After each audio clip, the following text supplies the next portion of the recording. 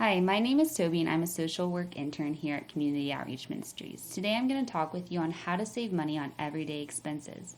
Feel free to pause the video as needed, and if you are taking this for case management, make sure to be thinking of 3 energy use tips or weatherization tips that you can apply in your own life and talk through it with your case manager.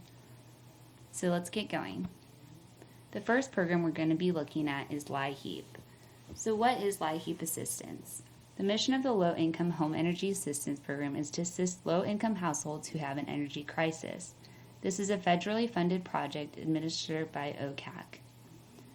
You can find more information on this through OCAC's website, or at the end when we have our contact information, call Community Outreach Ministries Case Management and they'll assist you from there. The LIHEAP program is split up into an Energy Assistance Program and an Energy Crisis Intervention Program. The Energy Assistance Program is based on your household size and income. It provides a one-time payment for assistance with winter heating costs for low-income households. It runs from October through March, and applicants do not need to have a notice. The Energy Crisis Intervention Program, however, does require a shut-off notice. This provides utility assistance and relief for eligible households to alleviate an energy-related crisis. It's important to know that applicants must first apply for Energy Assistance Program before being considered for the Energy Crisis Intervention Program. The winter program runs from October through May. In addition, it has a Summer Energy Crisis Intervention Program that provides assistance for electricity payments only and runs from June through September. Applicants must have received a notice of termination, had services terminated, or be a COD propane customer to be eligible for ECIP. Next, we'll begin talking about weatherization. So what is weatherization? The weatherization program sponsored by OCAC is a free service for qualified homeowners and renters. It's a lasting energy efficient improvements that are installed in the home, resulting in lower utility bills year after year. We're going to talk about more weatherization tips that you can do on your own outside of the program. However, you can also apply for weatherization. Applications can be accepted by mail or by appointment at the OCAC Neighborhood Center in your county. If you are qualified for this program, all work and materials are provided at no cost for you. Thirdly, we're going to get into some home energy use tips that are very similar to weatherization. There are easy ways to adjust your day-to-day behaviors to save money and energy around the home. So let's begin. A few weatherization tips that you can complete your own include sealing around your doors and windows and weather strip and caulk. Seal around your electric wiring, penetrations, plumbing pipes, and ducting and lighting. Make sure to replace your furnace filter monthly. Now, depending on your filter, you can always check, and some filters will extend 3 to 6 months. In addition, you need to have your furnace serviced before each heating season to ensure that it is operating safely and efficiently. Install water-saving shower heads and faucet aerators. Set your water temperature on water heater to 120 degrees. Insulate your water heater, particularly when it is in an unheated area. Make sure that you're checking your manufacturer's specifications on this. Repair all holes in the ceiling, walls, and floors and make them airtight. Install compact fluorescent bulbs in place of existing incandescent bulbs. Repair leaky faucets and toilets promptly. A leaky faucet or toilet can waste gallons of water in just a short period of time. Vacuum your refrigerator's condenser coils at least once a year.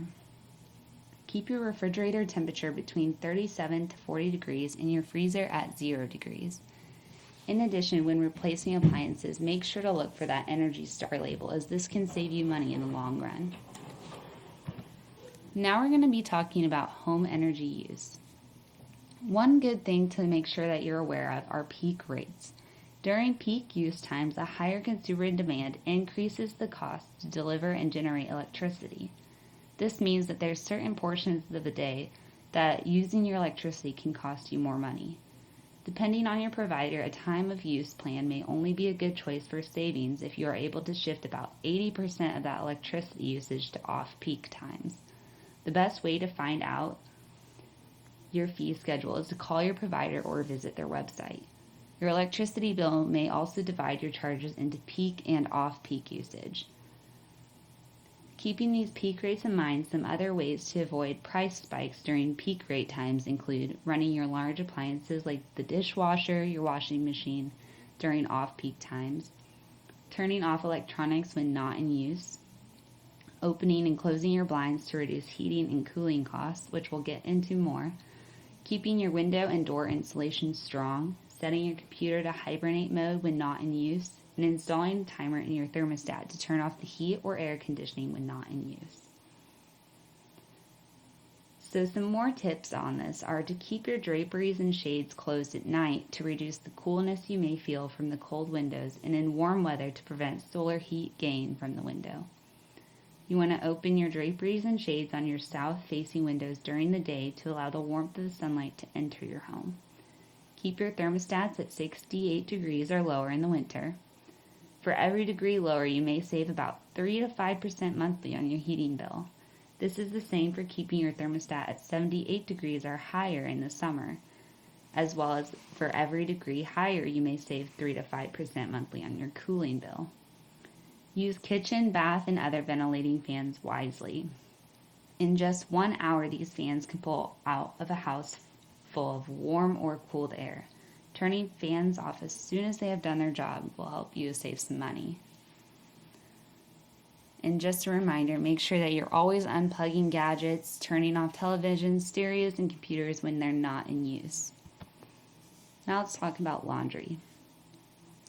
Make sure that we're washing laundry in cold water when possible. Unless you're washing your towels and bedding, those are the only things you really need that hot water for sanitizing. Use dryer balls and plastic balls when drying at home. This can help you save money in the long run.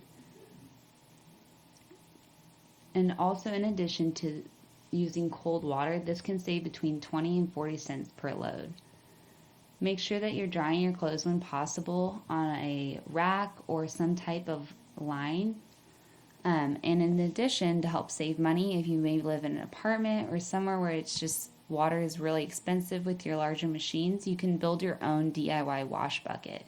This just includes a few materials to make and is something that I personally have done and am very grateful for. So let's talk about food, groceries, and meals. Now, our whole goal of this is to get to the meal prepping phase, but if you start at the takeout phase, that's okay as well. So the takeout is when we're more picking our meals for conveniency, what seems like a good bargain for like a 4 for $4, but isn't always the best or healthiest choices.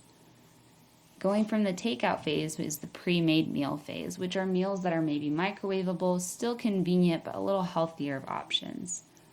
The next is preparing from scratch. This may be small batch meals, but can lead into batch cooking, which is cooking for a larger family or larger scale meal, maybe some more sides or options, and then meal prepping. Meal prepping is where we want to be. Meal prepping cuts your average meal cost down and helps with the portion control. This gives you the most control of what you're putting into your body and what you're planning to eat throughout the week.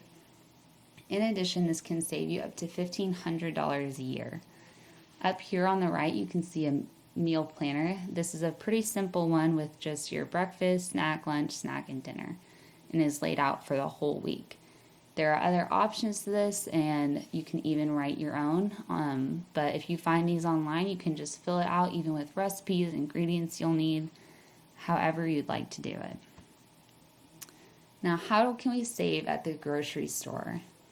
The first thing you want to do is make a list. Make this list when you're doing your meal planning, and it'll help you keep track at the store and say no to things that you don't need. Clip coupons, or even here down at the bottom, you can see grocery saving apps. Some of those involve coupons as well. Look at the price per unit and see if you are saving more by buying in bulk of things that you know you'll use. Look at sales and discounts and make sure that you compromise. Spend more on what is important to you and less on what is not. If it's something you don't really need a name brand for, and you might just be using to cook with, then compromise on what's something that you actually would rather have. Maybe there's a particular snack that you really like and would like to compromise on. And a few helpful tips are: use a reusable water bottle. This can save you money on just filling it up, whether you're at work, school, instead of buying plastic water bottles that you'll just throw away. Make your own coffee rather than buying like a $5 drink while you're out and about. And reduce your food waste. Food waste can be one of the biggest things that you lose money on. If it's something you can freeze or plan out better, that you don't need to make so many leftovers, that'll really help you. Let's talk a little bit about transportation. So if you're going out, you want to plan just like how we planned our meals, all your errands in one trip. This will save you from realizing you forgot something at the store and having to go back out. And if this is something you can also carpool for and it'll benefit others, is a great idea. If possible and you have a bicycle, not only will this give you some exercise for the day, but if there's things within short distance that you can bike to or even bike to work, then you'll save on gas. You can always also go onto your phone's app store and look for cheapest gas prices through apps or even online, so that you're getting the best price in your area. Now, there are some things with medicines where you do need name brands, but not always. If you can ask your doctor when there's a generic version of something that you can use, you can save money there, or always cash check the prices at your pharmacy. I hope all of this information was helpful. Make sure to check out OCAC's website on some more weatherization and energy use tips. And if you have any further questions, reach out to Community Outreach Ministries with our information below. I hope you all found this really helpful and have a great day.